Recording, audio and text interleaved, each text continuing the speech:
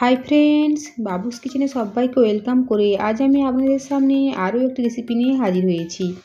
আজকের রেসিপি খুবই সাধারণ, তা হলো আলু সয়াবিনের পাতলা ঝোল। অনেকে অনেকভাবেই বানিয়ে থাকেন, আমি আমার বাড়িতে যেভাবে বানিয়েছি তা আমি আপনাদের সামনে শেয়ার করেছি। তা চলুন যাওয়া যাক রেসিপির দিকে, আর ভিডিওটি স্কিপ না করে লাস্ট পর্যন্ত দেখার জন্য অনুরোধ রইল।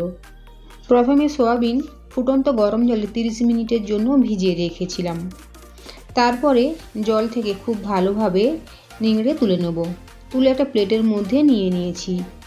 এখন এই নিংড়ানো সয়াবিনের মধ্যে দেবো পরিমাণ মতো লবণ, আর দেবো হলুদের গুঁড়ো অল্প পরিমাণে, সাথে দেবো অল্প পরিমাণে লাল লঙ্কার গুঁড়ো।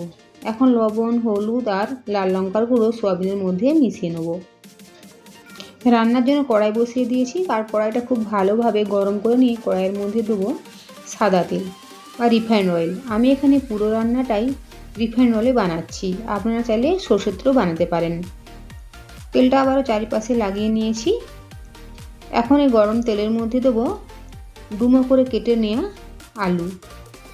এখানে আমি একটা বড় সাইজের আলু এভাবে ডুমো ডুমো করে কেটে নিয়েছি। আলুর মধ্যে এখন দেবো অল্প পরিমাণে লবণ, আর দেবো অল্প পরিমাণে হলুদের গুঁড়ো। লবণ আর হলুদের গুঁড়ো আলুর সাথে ভালো করে মিশিয়ে নেব, আর গ্যাসের ফ্লেম লো টু মিডিয়ামে রেখে আলু লাল করে ভেজে নেব। দেখুন আলু লাল করে ভেজে নিয়েছি, এখন আলুগুলো তুলে নেব। এই একই তেলের মধ্যে দেবো নুন, হলুদ আর লঙ্কা গুঁড়ো মেশানো সয়াবিনটাও এখন ভালো করে ভেজে নেব। গ্যাসের ফ্লেম কমিয়ে রেখে সয়াবিনটা লাল লাল করে ভেজে নিয়েছি, তুলে নেব। সয়াবিন তুলে নেওয়ার পর কড়াইটা ভালোভাবে ধুয়ে নিয়েছি। কড়াই গরম হয়ে গিয়েছে, কড়াইয়ের মধ্যে দিয়েছি তেল। তেলের মধ্যে দেবো ফোড়ন, গোটা জিরে, শুকনো লঙ্কা, তেজপাতা, দারচিনি আর লবঙ্গ। কয়েক সেকেন্ড সময় নিয়ে নেড়ে চেড়ে ফোড়নটা ভেজে নেব। ফোড়ন ভেজে নেওয়ার পর দিয়েছি একটা মিডিয়াম সাইজের কোচানো পেঁয়াজটা একেবারে মিহি করে কুচিয়ে নিয়েছি। এখন কিছুক্ষণ সময় নিয়ে পেঁয়াজটা ভেজে নেব। দেখুন পেঁয়াজটা ভেজে নিয়েছি। এখন পেঁয়াজের মধ্যে দেবো হাফ চামচের কম আদা বাটা, আর দেবো হাফ চামচ রসুন বাটা।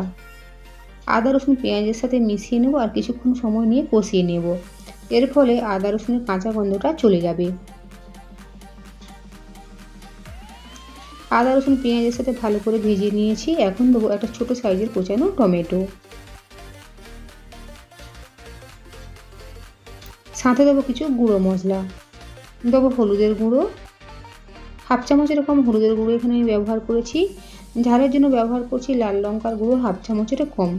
কালারের জন্য দেবো হাফ চামচ কাশ্মীরি লাল লঙ্কার গুঁড়ো আর জিরের গুঁড়ো। সাথে দেবো হাফ চামচ চিকেন মশলা, আর অল্প পরিমাণে জল দিয়ে মশলাটা কষিয়ে নেব।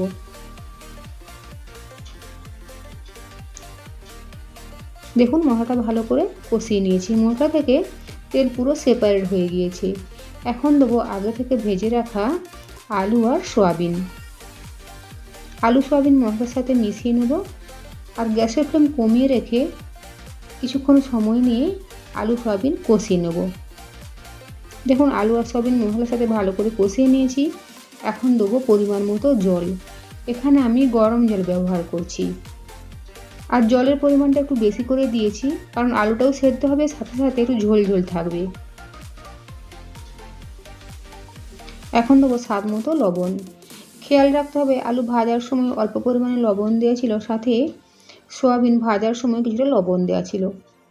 লবণ গ্রেভির সাথে ভালো করে আর গ্যাসের ফ্লেম বাড়িয়ে দিয়ে গ্রেভিটা ফোটার অপেক্ষায় থাকবো। দেখুন গ্রেভিটা ফুটতে শুরু করেছে। এখন ঢাকা চাপা দিয়ে রান্না করব। এর ফলে আলুটাও বেশ ভালো করে সেদ্ধ হয়ে যাবে। 7-8 মিনিট পরে ঢাকাটা সরিয়ে নেব। দেখুন গ্রেভি একদম ঠিকঠাক রয়েছে, এর থেকে আর বেশি শুকনো করব না। ঠান্ডা হওয়ার পরে আরও কিছুটা গ্রেভি শুকনো হয়ে যাবে। এখন দেখে নেব আলুটা সেদ্ধ হয়েছে কিনা। দেখুন আলুটা ভালোভাবেই সেদ্ধ হয়ে গিয়েছে। এখন দেবো হাফ চামচের কম গরম মশলা গুঁড়ো, আর সাথে দেবো একটা চেরা কাঁচা লঙ্কা। সব কিছু ভালোভাবে নেড়ে চেড়ে মিশিয়ে নেব, আর গ্যাসের ফ্লেম অফ করে দেবো। সাথে 2 মিনিটের জন্য ঢাকা দিয়ে রাখবো, তারপরে পরিবেশন করব। তৈরি হয়ে গিয়েছে সাধারণ মশলায় বানানো আলু সয়াবিনের কারি বা আলু সয়াবিনের ঝোল।